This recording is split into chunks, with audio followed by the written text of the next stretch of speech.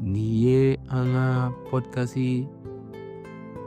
sendaɲɛko 80 ye min bɛ lase Banɛma Sogoba ani Nathaniel Lamele fɛ.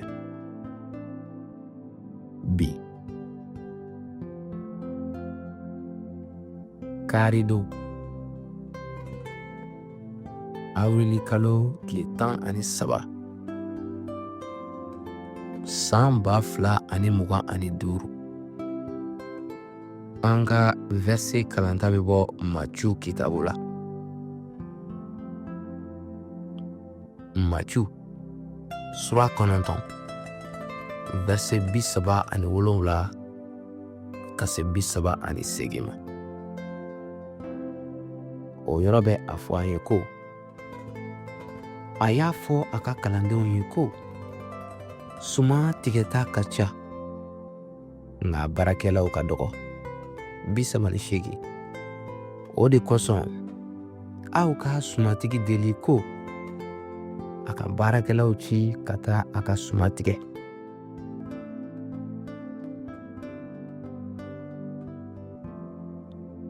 Yesu Krista bɛ an ɲɛw yɛlɛ ka kɛɲɛ ni tiɲɛ barikama bunba dɔ ye nin yɔrɔ la.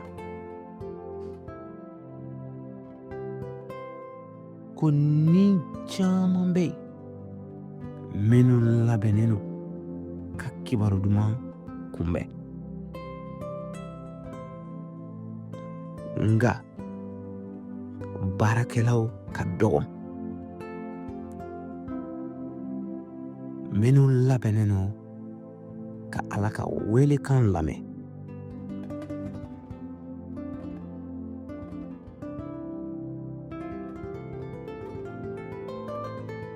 Ni welewelekan ka bɔ matigi yɔrɔ fo ka se bi ma,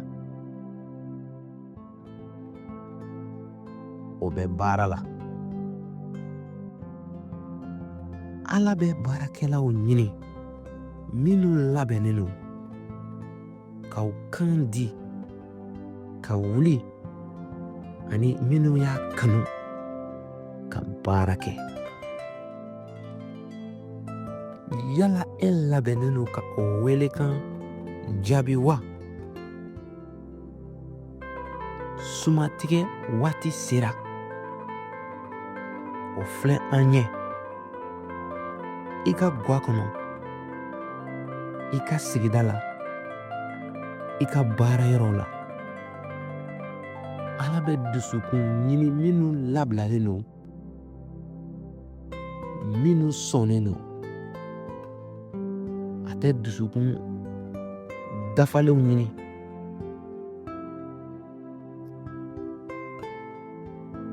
I ka delili kɛ bi walasa ko Ala ka baarakɛlaw lawuli, nka kɛrɛnkɛrɛnnenya la i ka i labɛn i sen ka ye o baarakɛlaw la. A fɔ a ye, ne filɛ matigi, ne bila ka taa.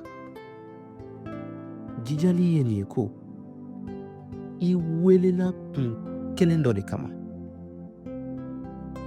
I kana jɔ i seko la,